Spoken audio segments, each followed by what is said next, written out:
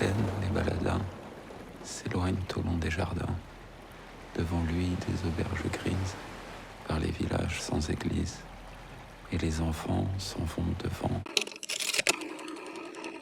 Harry, c'est un peu un très court roman d'apprentissage. Un film qui suit un homme qui est encore un peu un enfant et qui devient un homme en fait. Donc c'est le portrait d'un homme qui en apparence s'effondre, mais qui en fait trouve en lui et chez les autres beaucoup de lumière, beaucoup de nourriture, beaucoup de questions et de réponses. C'est un portrait de quelqu'un qui essaye de montrer que dans la fébrilité, dans les moments où on peut imploser, il y a en nous beaucoup de force en fait, beaucoup de douceur, beaucoup de poésie qui nous aide en fait à affronter un peu le présent. Comment on fait quand on est noyé, quand on est perdu, quand on craque. Et je vois tellement de profs qui sont perdus ou qui ont un métier qui est sublime et qui en fait sont un peu écrasés. Et le regard des enfants, il est spécial. Il met à nu quoi. C'est que pour moi justement, il est peut-être tout à fait adapté. Mais sa fonction et le cadre et tout ce qu'on demande aux profs, mais il a un profil particulier. Et donc il déborde un peu, il essaie de leur faire peut-être apprendre un texte qui n'est pas adapté pour leur âge, il s'y prend mal, mais en fait il est profondément connecté aux enfants. C'est-à-dire que pour moi, pour pouvoir travailler avec des enfants, il faut être un peu encore soi-même un enfant, quoi. Donc lui, il est comme une espèce de pâte qui est pas tout à fait modelée par le cadre de l'éducation nationale, justement. Donc il a sa fraîcheur et sa façon étrange de faire les choses. Il a à cœur, en fait, que les élèves sortent de sa classe chaque jour avec un rapport à la vie qui soit plus riche. C'est difficile, quand on ferme la porte du travail, d'oublier tous les problèmes, et forcément, ça nous fragilise. Donc là, lui, il est chargé de plein de choses. Il a la question de la paternité qui est compliquée pour lui. Et la carapace, et ben des fois c'est pas mal que ça pète en fait. Parce que je pense pour moi, à la fin du film, il continue ce métier en gardant un peu son style, mais peut-être en étant un peu plus confiant en lui aussi. Mais touche. Ça, c'est de la soie, carré de soie, mon pote. Mais pourquoi faire? Mais parce que tu trouves pas que ça rapporte quelque chose? J'allais pas venir en chemise noire, t-shirt blanc, enfin là, ça... C'est pour pas tomber malade. Non, pas du tout. Ça va qu'à toi, ces trucs, c'est ça le problème. Mais c'est parce que vous êtes trop coincés. Tu devrais passer à la boutique, toi aussi, tu devrais passer à la boutique. Clyde Lagerfeld. Meilleur pâtissier de l'année. Mais c'est ça. Non, mais t'es pas... Meilleur ouvrier de France. On m'a contacté pour ce projet, c'est Grégoire Debailly de Gecko Film, et il m'a dit voilà, tu as un cadre... avec Arte, tu récupères une promotion du conservatoire, une promotion sortante. Tu fais un atelier avec eux, ils sont 30 à peu près, t'en choisiras à peu près 15, et après t'écris un peu pour eux, et t'es un peu libre. Donc c'est quand même un cadeau, parce que du coup il y a quand même très peu de contraintes, on sait que le film va se faire, enfin c'est pas des façons habituelles de travailler quoi. J'ai écrit un peu vite, je me suis dit bon l'école...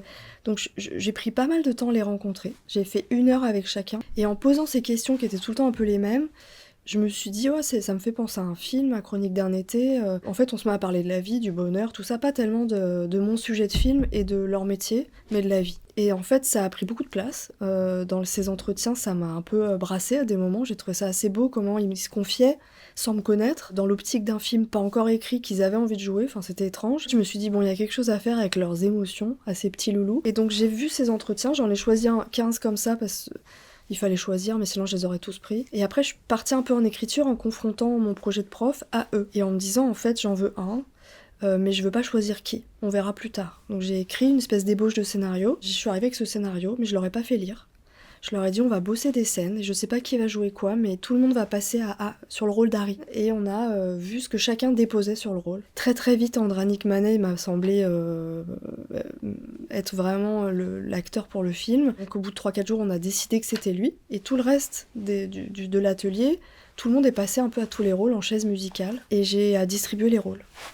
Donc ils n'étaient pas tous de même taille, il y en a qui font des petits rôles même qui sont pas restés au montage. Mais j'avais cette trame de Harry rencontre des amis qu'il a pas vu depuis longtemps. Et on va faire des espaces de discussion et en gros techniquement il se passe pas grand chose dans le film, vous allez parler. C'est un peu ça que je leur ai dit. Et après j'ai beaucoup réécrit. En les faisant encore répéter beaucoup. Jusqu'au bout, j'ai changé beaucoup de scènes, j'ai écrit, je les ai fait des fois faire des impros pendant mais 1 demi-heure. Donc entre eux il y avait une complicité, il y avait des choses qu'on pouvait travailler.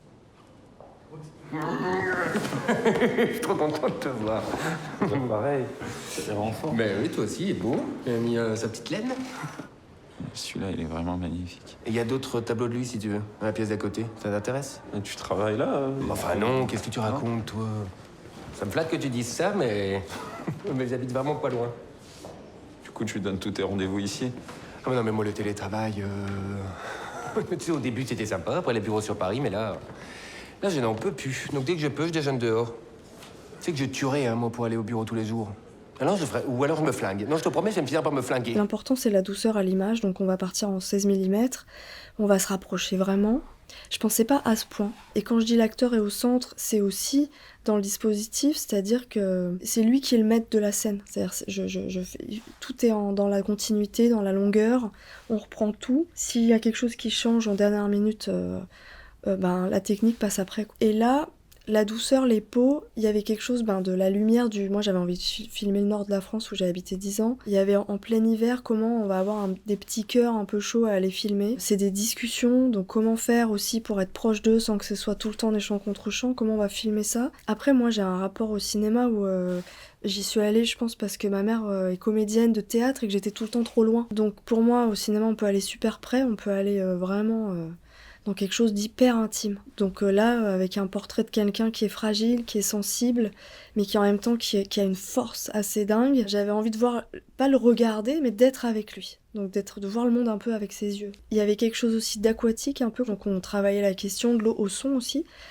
C'est-à-dire cette histoire de l'hippocampe, le poème au début, comment ça l'accompagne tout le long, comment lui-même est un peu coincé dans un petit aquarium de vie et il va en sortir. Ce corps qui est à la fois un grand corps, il est très grand, puis en même temps il est très fragile, puis en même temps mal à l'aise, et en même temps, non, il est solide, il est ancré. À la fois la douceur et en même temps la rupture, c'est-à-dire qu'il peut aussi éclater très fort, se fâcher, c'est pas une petite chose fragile en fait, c'est quelqu'un qui est bizarrement plus solide qu'il ne pensait. C'est-à-dire comment montrer un homme doux, mais pas mièvre. Et lui, quand on a répété les premières répétitions, moi ce qui m'a impressionné, c'est qu'il est arrivé chargé d'une vraie tristesse. Il a pas besoin de faire grand chose, il a une forte présence en fait. Donc là, moi, il me fallait quelque chose de très intérieur, de très... Il observe les gens avec qui il parle dans le film beaucoup. Il y a une forme d'écoute, de bienveillance aussi. Et surtout, quelqu'un de physique, mais il travaille beaucoup aussi. En fait, cérébraux et intuitif, quoi, les deux. Pour qu'après, sur le tournage, on sait où on va. Et du coup, moi, je fais énormément confiance. Et il m'a semblé qu'Andranik, là, il avait compris Harry du début à la fin. Et qu'il en savait beaucoup sur lui. Et qu'il allait me l'apprendre. Donc je aime bien travailler comme ça. C'est pas moi qui donne ma vision du perso, c'est plutôt l'acteur qui doit me surprendre, quoi. Moi je pousse toujours ce qu'ils proposent, les acteurs, vraiment. S'ils le sentent, c'est qu'il faut y aller. Et globalement, tout ce qu'ils ont proposé là, on l'a gardé au montage.